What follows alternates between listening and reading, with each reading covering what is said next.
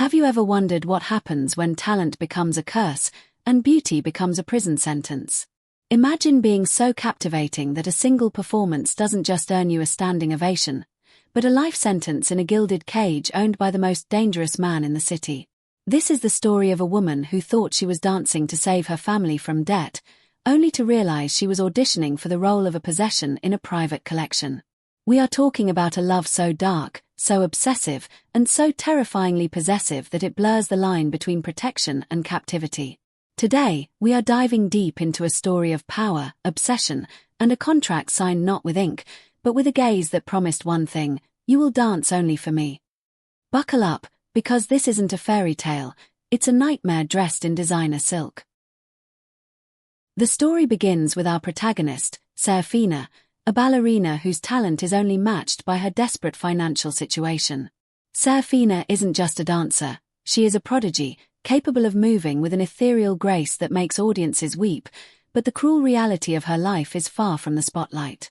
Her father's gambling addiction has left the family drowning in loan shark debt, and the collectors are no longer asking politely, they are breaking fingers. Desperate to shield her younger sister from the fallout, Serafina takes a job that any sane person would run from. She accepts a one-night gig at the Obsidian, an ultra-exclusive, invite-only underground club rumored to be the playground for the city's criminal elite. The pay for a single 5-minute solo is enough to clear half her father's debt. She tells herself it's just one dance, just one night of swallowing her pride, but she has no idea that walking into the Obsidian is like a lamb walking voluntarily into a wolf's den. As she arrives at the venue, the atmosphere is suffocatingly opulent, a stark contrast to the gritty reality she lives in. The backstage area smells of expensive cigars and cold fear, and the other performers look less like artists and more like terrified dolls waiting to be played with. The stage manager, a nervous man who won't make eye contact, gives her a specific instruction that sends a chill down her spine. Do not look at the VIP balcony. No matter what happens, keep your eyes on the stage. It's a red flag the size of a billboard, but Serafina touches the locket around her neck, a picture of her sister, and steals her nerves. She steps out onto the stage, the lights blindingly bright against the pitch-black auditorium, unaware that in the shadows of that forbidden balcony sits Damien Cross, the city's ruthless Mafia Kingpin, a man known for taking whatever he wants, regardless of the cost. The music starts, a haunting, melancholic violin piece, and Serafina transforms. For those few minutes, she isn't the girl with the gambling father or the crushing debt. She is a creature of pure emotion. She spins and leaps with a desperate intensity, pouring all her fear and anguish into every movement. Up in the VIP balcony, the clinking of glasses stops. The idle chatter dies. Damien Cross, a man who usually looks at the world with cold indifference, leans forward. His knuckles turn white as he grips the velvet railing. For the first time in his dark, violent life, he sees something that matches the chaos in his own soul. He doesn't see a dancer, he sees a bird that needs to be caged. The air in the room shifts, becoming heavy with his predatory focus, and although Serafina obeys the rule and doesn't look up, she feels a phantom weight on her skin, a heavy, burning gaze that tracks her every breath. When the music ends, the silence is deafening, heavier than any applause could ever be. Serafina rushes off stage, her heart pounding against her ribs like a trapped bird, eager to collect her money and vanish into the night. She changes quickly, her hand shaking, but when she attempts to leave through the back exit, she finds the door locked. Panic begins to set in, cold and sharp. She tries the side door, locked. The main entrance, blocked by two mountains of muscle in tailored suits. The stage manager is nowhere to be found. The hallway is empty, silent, and terrifying. Suddenly, the lights in the corridor flicker and dim, leaving her in a semi-darkness that smells of rain and expensive cologne. Steps echo against the concrete floor, slow, deliberate, and commanding. A figure emerges from the shadows, blocking her only path to freedom. It is Damien. He doesn't shout, he doesn't threaten her with a weapon. He simply stands there, radiating an aura of absolute power that makes the air thin. He holds out a check, not for the amount she was promised, but for 10 times that sum. It is enough to clear her father's debt, buy a house, and start a new life. But there is a catch, unspoken but clearly heard in the silence between them. "The debt is paid," he says, his voice a low baritone that vibrates in her chest. "But now, you belong to the house." Serafina tries to refuse, tries to shove the check back at him, asserting that she isn't for sale. Damien steps closer, invading her personal space until she is pressed against the cold brick wall. He tilts her chin up with a gloved hand and whispers the sentence that seals her fate. "You misunderstand. You aren't for sale to the world anymore, Serafina. You are off the market. From this night forward, you dance only for me." Before she can scream or fight, a sedative is administered, quick, professional, painless. The screen fades to black, and when Serafina wakes up, the gritty reality of her old life is gone. She opens her eyes to a ceiling painted with Renaissance frescoes, lying in a bed that costs more than her entire neighborhood. She rushes to the window, hoping to find a fire escape, but instead, she looks out over sprawling estates surrounded by high walls, armed guards, and the ocean. She is in Damien's fortress, a place disconnected from the rest of the world. The room is filled with customized ballet gear, a bar, and a wall of mirrors. It is a dancer's paradise, but to Serafina, it is a prison cell wrapped in gold leaf. She realizes with dawning horror that he has curated this entire environment specifically for her, anticipating her needs before she even knew them. Her first confrontation with Damien in the mansion is explosive. She finds him in his study, a room dark with mahogany and secrets. She screams at him, demanding to be let go, threatening to go to the police. Damien remains calm, pouring himself a drink as he watches her outburst with a detached, almost amused expression. He slides a folder across the desk. Inside are photos of her sister, her father, her friends, all being watched, all currently safe, but with the implication that their safety is conditional. "The police work for me," he states simply. "And your family is safe because I allow them to be. You are here to pay a new debt. I bought your father's life. Now, I own his greatest asset." The transaction is cold, calculating, and undeniable. Serafina realizes she has been checkmated before the game even started. Days turn into weeks, and a twisted routine begins to form. Serafina is not mistreated in the traditional sense. In fact, she is worshipped. The finest chefs prepare her meals to ensure she maintains her dancer's physique. Maids draw her baths. But every evening, the doors to the private ballroom open, and she is expected to perform. Damien sits in a single armchair in the center of the vast, empty room, a glass of scotch in hand, watching her. He never touches her during these sessions. He just watches with that intense, starving gaze. It is a psychological violation more intimate than physical touch. He demands perfection, correcting her posture with verbal commands, acting as both her master and her sole audience.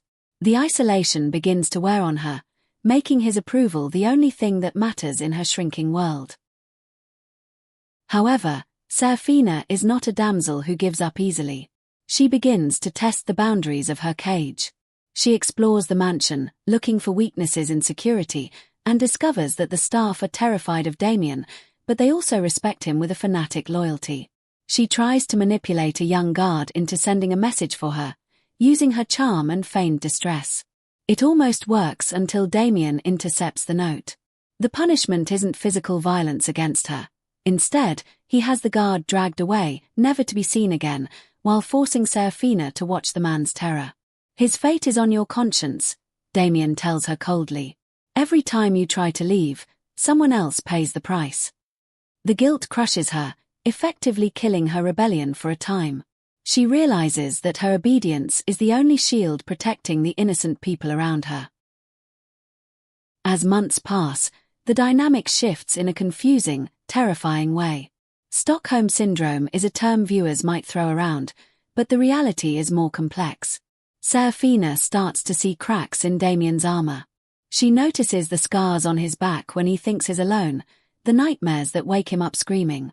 One night, after a particularly grueling performance where she dances until her feet bleed, Damien doesn't dismiss her. He approaches her, kneels, and gently tends to her wounds himself. It's a moment of shocking tenderness from a monster.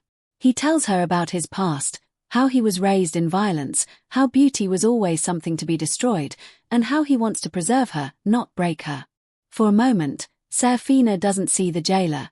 She sees a lonely, broken boy. It's a dangerous realization because it makes her hate him a little less. The turning point comes during the Red Banquet. Damien is forced to host a summit for the rival crime families to discuss territory. He commands Serafina to attend, dressed in a gown he selected, wearing millions of dollars in diamonds. He introduces her not as a prisoner, but as his muse. The way he holds her waist, possessive yet protective, sends a clear message to the room: she is mine. However, the Russian Don, a man named Victor, takes an interest. Victor is crude, violent, and lacks Damien's twisted code of honor. He makes a lewd comment about Serafina, suggesting he'd like to borrow her. The temperature in the room drops to absolute zero. Damien doesn't shout. He calmly takes a fork from the table and pins Victor's hand to the mahogany. "Look at her again," Damien whispers, "and I will remove your eyes." Chaos erupts. A shootout ensues. This is the action climax where the documentary style picks up the pace. Damien shoves Serafina under a heavy oak table, handing her a gun. "If anyone but me touches you, shoot," he orders before diving into the fray. Serafina watches from her hiding spot as Damien transforms into a whirlwind of violence. He isn't fighting for territory or money, he is fighting for her. The realization hits her hard: he would burn the world down to keep her. When the smoke clears, Damien is bleeding from a gunshot wound to the shoulder, standing over the bodies of his enemies. He walks over to her, blood-soaked and terrifying, and offers her his hand. In that moment, Serafina has a choice. The gun is in her hand. She could end him. She could be free. But she looks at the gun, then at his outstretched hand, and she drops the weapon. The aftermath of the banquet changes everything. Damien is bedridden for days, and Serafina finds herself nursing him, not out of fear, but out of a strange, twisted loyalty.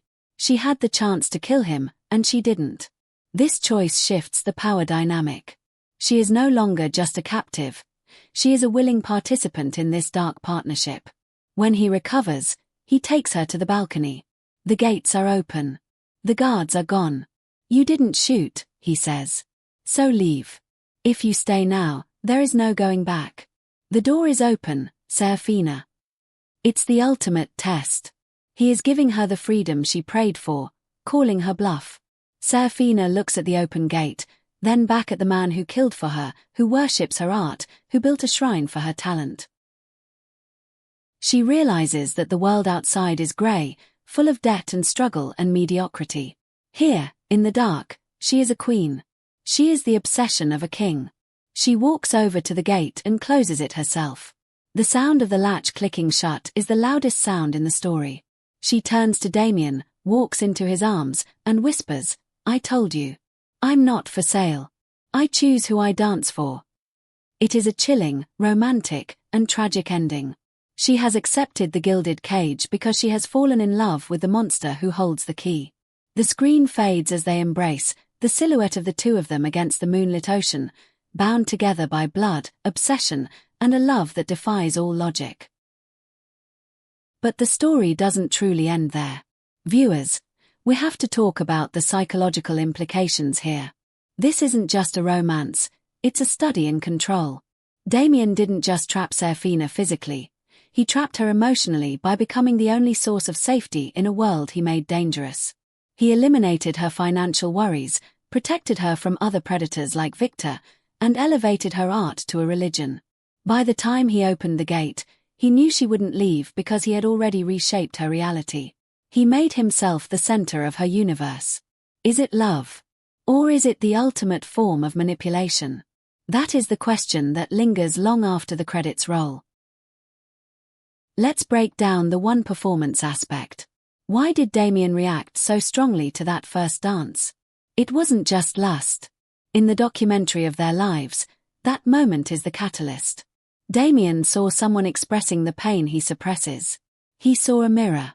His obsession wasn't about possessing a pretty object. It was about possessing the only thing that made him feel human. By forcing her to dance only for him, He was trying to hoard that feeling, to keep the light solely for himself in his dark world. It's selfish, it's villainous, but in the context of a dark romance, it is the ultimate compliment. He values her above his empire, above his life, above his own morality. We also have to consider the role of the other woman, or rather, the lack thereof. In many mafia stories, there's a jealous ex or a rival mistress. Here, the rival isn't a person, it's Serafina's freedom. The conflict is entirely internal. Serafina fights herself more than she fights Damien. She fights her attraction to his power, her gratitude for his protection, and her confusion over his tenderness. The scene where she finds the library he built for her, filled with rare books on dance history, is pivotal. It shows that he listens. He knows her better than she knows herself. This attention to detail is the seduction. It's not flowers and chocolates, it's understanding the core of her soul and building a fortress around it. Now, let's look at the contract trope. The idea that she owes him is quickly discarded. Damien admits halfway through the story that the debt was never the point. Money is paper, he tells her. You are blood. He abandons the pretense of a business transaction to reveal the raw obsession underneath. This honesty is what disarms Serafina. If he had kept lying, she might have hated him forever. But by admitting he's a monster who just wants to keep her, he offers her a truthful relationship, something she never had with her gambling, lying father. In a twisted way, Damien is the most honest man she has ever met. The climax at the Red Banquet serves another purpose. It isolates them from the rest of the underworld. By killing Victor, Damien starts a war. This means Serafina can't leave even if she wants to. The outside world is now actively hunting Damien's weaknesses, and Serafina is his biggest weakness. Staying in the mansion becomes a matter of survival, reinforcing the us against the world narrative that is so addictive in these stories. They are besieged, and the siege brings them closer. The external threat acts as a pressure cooker, forcing their emotions to boil over into the intense passion we see in the final act. Let's discuss the visuals of the dance. Throughout the story, the dance evolves. In the beginning, at the club, her dance is frantic, a plea for help. In the middle, in his private ballroom, it is mechanical, a performance of duty. But in the final scene, after she closes the gate, she dances for him again. This time, the description changes. It's no longer fearful. It's powerful. It's seductive. She dances with eye contact, challenging him, owning him just as much as he owns her. The dance becomes a conversation, a declaration of love written in movement. It signifies that she has reclaimed her agency within the boundaries of their relationship. The character of the enforcer, Damien's right-hand man, Cassian, adds a layer of perspective. Cassian watches this unfold with growing concern. He represents the audience's rationality. He warns Damien that a bird in a cage forgets how to fly, or it dies of sadness. Damien ignores him.